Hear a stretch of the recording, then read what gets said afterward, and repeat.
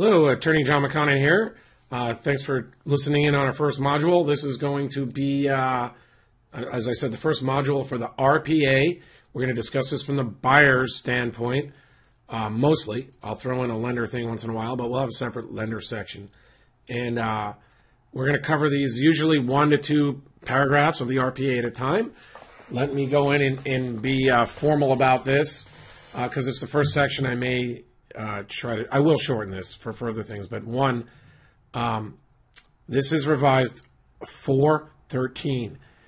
I believe it's very important for buyers to be working with the most recent addendums because they're the ones that they've modified them to respond to weaknesses they may have seen in lawsuits or ambiguities, or maybe they just like new wording. But they're making them better. And these contracts are very good. They're very logical for buyers. They have lots of outs for buyers. Sellers, it's interesting. We'll get to a later module. These are all actually as-is contracts. I'd say 95% of the real estate community that I speak with has no idea about that. Now, it's as-is, but people can ask for repairs to be made and things like that. And we'll discuss that in future modules. And I'm going to make another disclaimer, I know, probably in a second as I get to it. But let's just start with we're looking at the California Residential Purchase Agreement and Joint Escrow Instructions. And it's called, most realtors refer to it as the RPA. CAR stands for California Association of Realtors. And it was revised 4.13. And how do you know that you and I are going to be on the same page, so to speak, looking at the same current contract? Well, at the bottom of just about every CAR form I've ever seen, it will say when it was revised. So you're going to know how many pages are supposed to be with that form, and you're also going to know when it was revised. So when you see me going through the contracts paragraph by paragraph, you'll also, sometimes see that what we're looking at is 4.13. Usually I'll go over that in the first section.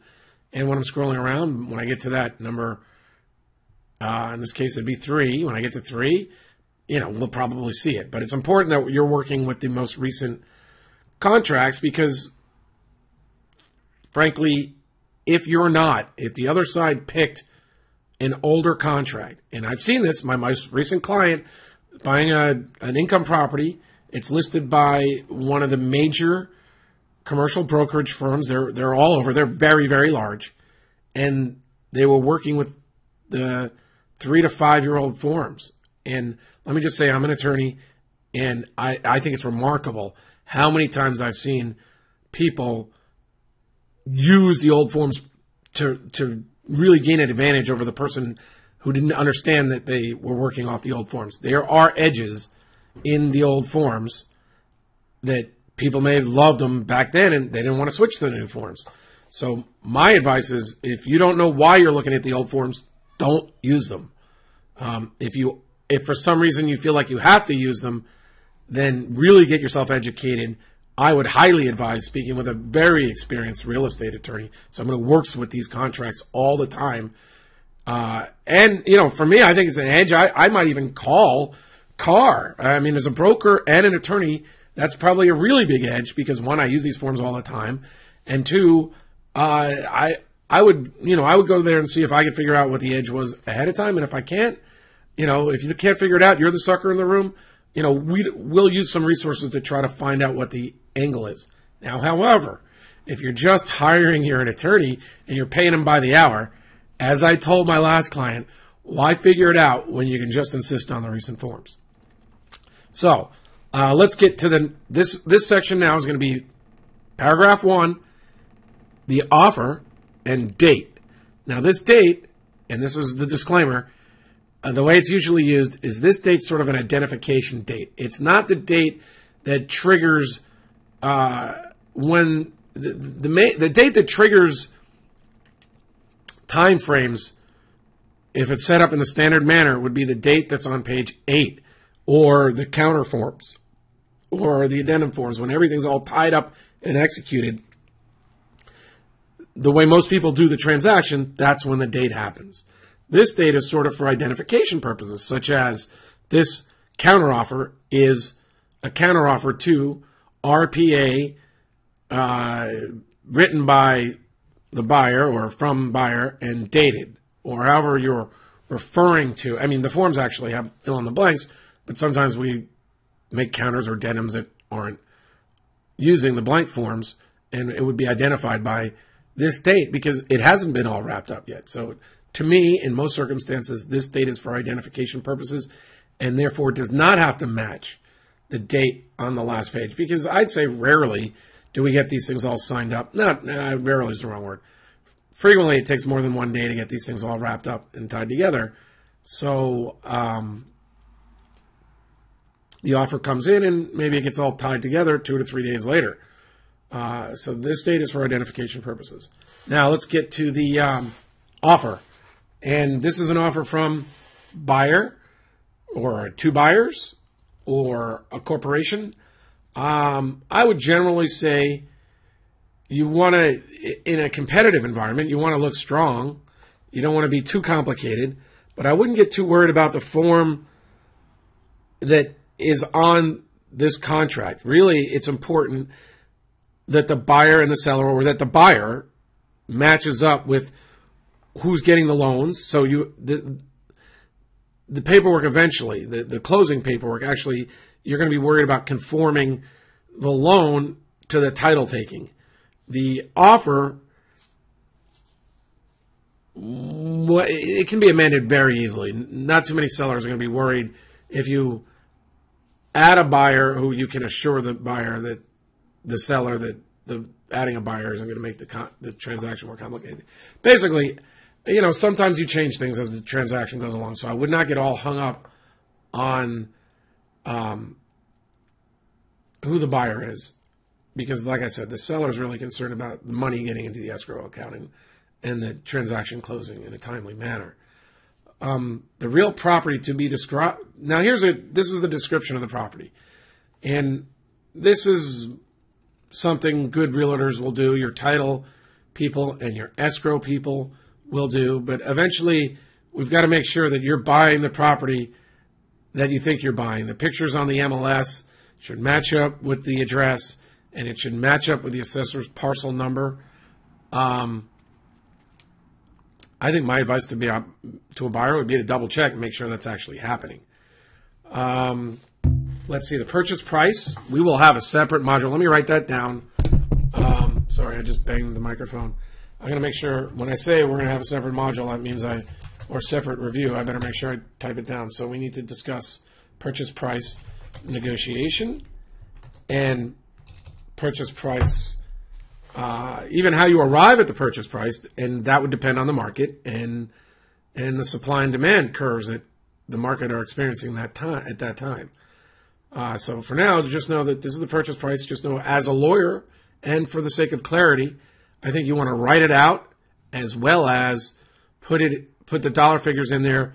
And attorneys and people reviewing in the legal system, I think, love to see the form have the .00 on the end. So it's the price.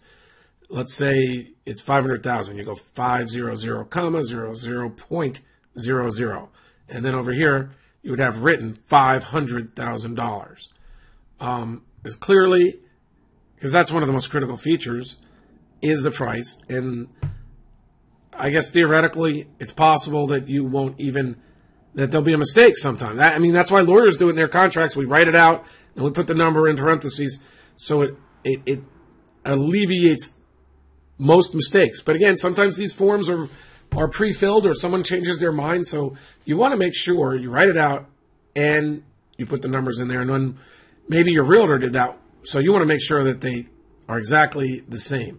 That eliminates a lot of the mistakes that do happen. And then finally, close of escrow. Section D.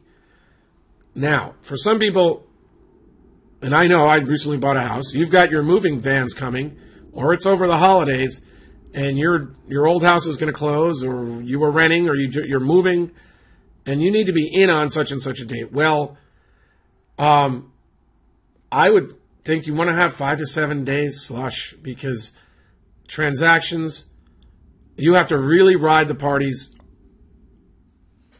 hard to make sure that they're going to close on time, because generally banks, particularly mortgage people, don't really worry about that final time.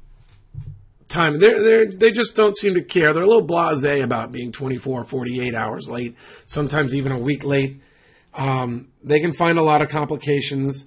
It's not like getting a loan 7 years ago or 5 years ago.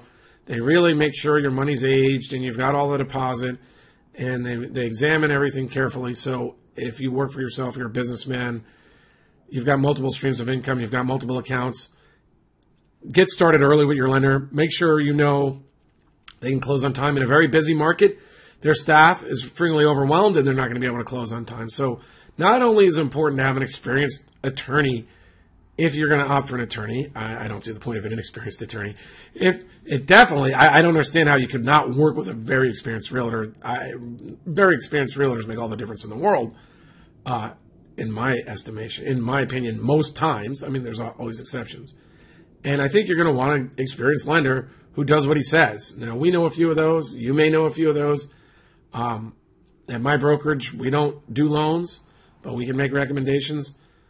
But the point is, an experienced lender telling you, I will close on time, it's nice to hear him say, it's nice to have the experience to know that when my lender says that, they're serious.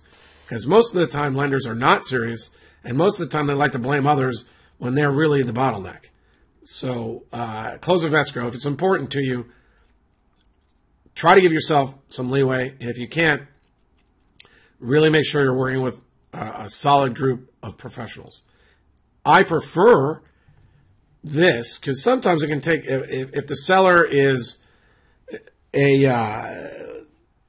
third party, if it takes third party approval, like let's say you're dealing with a bank or you're dealing with a trustee, sometimes it can take them 3 to 5 days, even 7 days to get the signatures back to you. Sometimes people are away.